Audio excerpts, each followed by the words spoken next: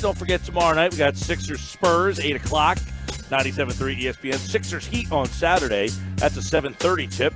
And you'll hear that action with our next guest on the Boardwalk Honda Hotline, the voice of the Philadelphia 76ers, Tom McGinnis. He joins us now here on the Sports Bash. Mike, Moshe, Ryan. Tom, welcome back, man. How you been? Great, Mike. Good to talk to you. Thanks for having me. Yeah, buddy. And I guess, first off, we got to ask if your heart's okay after watching Ben Simmons hit a three last night. Did you make it through? Yes, I did. I was a little surprised. My favorite moment, in addition to Ben making the basket, was the Philadelphia crowd on the catch, on the bounce by Furkan over to Ben, knowing he was beyond the arc and that was a possibility. That's exactly what happened during the preseason when he made that shot against Charlotte, and that they had the anticipation, the know-how that, hey, this could be it. I think that's great. That shows you, the intellect, the basketball IQ, if you will, of the fans of the Sixers. I was listening to you in the first, and I looked to double take over because in the studio we have a TV, but I was listening to your call and I had the game on. It didn't have the game on in video, and you said a 14-footer, and I was like, did he just say 14-footer and Ben Simmons? And I couldn't believe it. No. The opening basket of the opening basket of the game. Okay. I'm talking about, and I was surprised to hear that. And then when you followed it up with the three, I think people were driving off the side of the road. So to follow up, I guess is everybody wants to know, and why do we not see more of that from him? Why is he so reluctant to really show more of that in his game? Why is it so sporadically done? Well, of course, I don't have the specific answer. But the one thing, I'll be honest with you, from my perspective, I'd rather see him make 15, 14-footers than 21 or 23-footer. You know what I mean? Like, yeah, absolutely. There was a shot in the Cleveland game where, Ben was at that spot and didn't even square to the goal, because that's what puts the pressure on the defense. If he makes threes, great. But those medium range, 14, 15, 18-footers, because everybody has the pickup point for Ben Simmons is oftentimes below the foul line. And now if he's going to shoot from where I'm describing, that even makes it more difficult because he does have blow-by and powerful moves to the basket. So, but I think you're going to see it. He's a young player who's been working on this over time. And obviously when you don't do something well, you're afraid not to excel and everything that comes with that, especially in a market like I kind of just described, good and bad in Philadelphia. But it'll be the growth of his game. Not everybody, Magic Johnson didn't have a great shot when he started, or LeBron, and on and on. You know the drill. And so hopefully that'll be something that he begins more confident in. And I know the Sixers staff, Brett Brown, has said he wants him to shoot. So he's got the endorsement and whatnot, and the support of the people that matter. So, but that'll definitely help his game, and I think help from a spacing perspective for the whole team offensively. Hey, Tom, it's Ryan. Good to talk to you again. Ben, before the season, he was getting asked a lot about his shot, and we saw him kind of clap back a little bit at those questions. And at one point, Tom, he said, the noise was getting to me, and I did hear what people were saying. And the biggest change that I'm making this offseason, before the season started, was I'm blocking out that noise, and I'm going to play my game, and I'm going to evolve mentally. Do you think Ben is still feeling the pressure and the heat from those certain critics and those Twitter trolls on social media? And again, this is specifically, how would I know? But I would think, how could he not feel it a little bit? I mean, we're all people, and we all feel pressures from the outside, whether you turn it off or not. And again, he's in an arena with 20,000 people who, on the catch, like I just said, we're anticipating a shot. So, whether you turn out Twitter or Instagram or, any of that stuff, obviously it's something that he's aware of. I mean, it's something that's talked about relative to his game quite a bit. But, and that's part, I think, is, having a thick core. I mean, we read a piece of the paper today about when the Eagles interviewed Carson Wentz. Like, do you think you're ready for Philadelphia? And, oh, by the way, he said, I played in front of full houses in Fargo. Same thing, right? You know what I mean? Tomato. I'm not piling on Carson Wentz, but that's a big difference. And even in the FCS, come on. So, I mean, it's hard to be ready for for this in terms of playing sports at this level in a market like this, or New York, or Chicago, or Detroit. So it's not easy. These are young men with with frailties, and they have their ups and their downs, just like anybody else in any other walk of life. So I would think for sure, as much as he is trying to block it out, and I think that's what kind of gets back to that comment Ben Simmons made over the summer, where he fell in love with the game again, where it's that pure, unadulterated joy that we get. I got a ball in my hand right. We're at a community service thing. I'm out here by the, where the refuge is, and I picked up a ball. And it's where the throw, I might bring it home. It's like a soccer ball or a kickball or one of those. This is the kind of thing that we fell in love with as a child, playing ball and playing sports and competing. And I think that's what he was kind of talking about when he was saying he fell in love with the game again. And that's part of that would be to try to silence the critics and play for your teammates and for yourself and for, the right way and what is right. So there's a lot to that. But, again, I think as he goes forward, this will be an area, hopefully he'll quiet the critics, so to speak.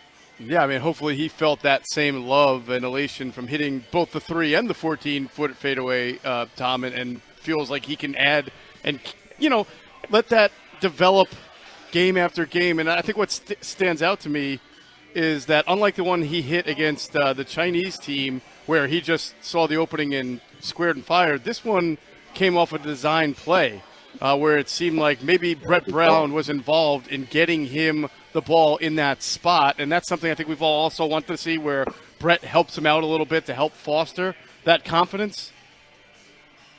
Yeah, no, you're probably right. That's right. It was against the Chinese team. That's Charlotte.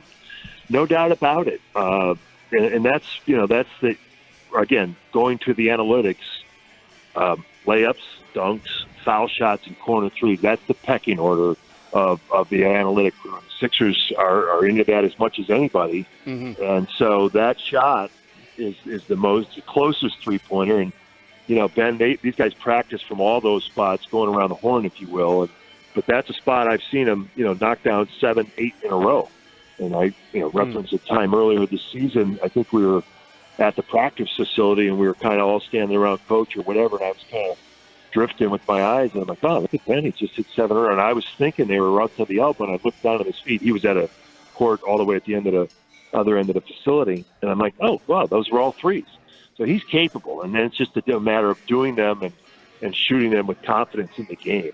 And those are shots you can't fade away. I mean, let's be honest. There are times when Ben shoots where he's falling away, and that makes it more difficult to put the oomph for the extension of the ball in your arm and everything when you're fading. Mm-hmm. You can't fade away on threes. You need to lock and load, stick the landing, follow through everything that you possibly can when shooting the ball from distance. And the corner, I think, it appears to be one of his, if you want to say, strengths of his outside shooting. Do you suspect that this will be a breakthrough and that we'll see it in some form or fashion? It doesn't even have to be a 3, or do you think that, like yesterday, and as long as it took from the Chinese game, that it'll be another month or whatever weeks before we kind of see it again? Well, I don't know, but I wouldn't suspect that it's going to be a month. I mean, that's 6 threes a year. Maybe. I don't know. That would be an improvement. Right. I went over our threes the other day prior to the game, so it might have changed a little bit. But Furkan led with 24, and then it was Josh Richardson with 20 made threes. Al had 18, and Joel and Tobias each had 14. And then there were some sprinklers in there. Howell had some, Mike had some, James Ennis had 7, and now Ben has 1. And, that's an area the Sixers need. And they had 11, I believe, last night. That's a workable number, including 4 in the fourth, which really, I think it helped them win the game. So if you could get Ben in there with 1 or so every few games, that would be helpful. But again, it's also more for what it does for the offense. Mm-hmm. And and it adds a wrinkle. He's so explosive, but when you're 27, you might not have those bursts that you have now at 23. At some point, you have to have the outside touch to complete your game as you get older and don't have the speed and strength of a younger player. Tom McGinnis, of course, you'll hear him tomorrow night against the Spurs, Saturday night against the Heat, right here on 97.3 ESPN. And, one thing that seems to they can't get the same 5 guys out there again. And, we've seen this a lot where over the last few years, Brett has been handed so many different variations of rosters. And here we go again where, last night Richardson doesn't play, Embiid hasn't played, Al sat, So at what point of the season would you like to see them kind of get into a rhythm with this group where the guys are in, they're not sitting out all that much, and we start to really find out what we have? Because I think it's so hard to figure out who this team is with all the guys being in and out. Right. No, good point, Mike. And that would be tomorrow, Saturday, Monday. I thought it was going to be yesterday. I didn't know that Josh, and by the way, Josh Richardson and Kyle or Quinn were here at this function, Stars and Stripes Operation Gratitude Deal presented by Toyota. We're putting together packages for military members overseas, and those guys were here, and Josh was here. And hopefully this hip thing is not anything serious. And so, no, you want the guys to be together as much as possible. And, this season was, when you look back at last year and you say variations with the roster changes, the trades, there was constant flux, and this was a season where you're hoping that it would be a little bit more steady and constant in that area, and I think it will. So, yeah, no, it's important for these guys to get into a flow, and for the coaches. And, for Coach, he's so used to it, especially with Joel, early in his career missing the 2 seasons, Ben missing the season. And, when he's informed by a medical staff, he's got to just next man up and go with his rotations and change things. And as players, that's how you have to look at it too. Like, okay, here's an opportunity. I got to step up and maybe something's going to get a few more minutes or a few more opportunities. But I think for everybody concerned, the more that they can play together, the better. And then you get locked into a rotation. Brett Brown was saying last night prior to the game, he's fond of 9 players. And he's been going sometimes with more than that in terms of a rotation. But, yeah, you'd like your first 5 to be out there, with a sense of continuity, and then, fill in the gaps with the different players coming off the bench. Tom McGinnis, listen tomorrow night, 8 o'clock tip against the Spurs, 7:30 Saturday against the Heat right here on 97.3 ESPN. Tom, always a pleasure. Thanks for taking a couple minutes today. All right, guys. Appreciate it. Good night.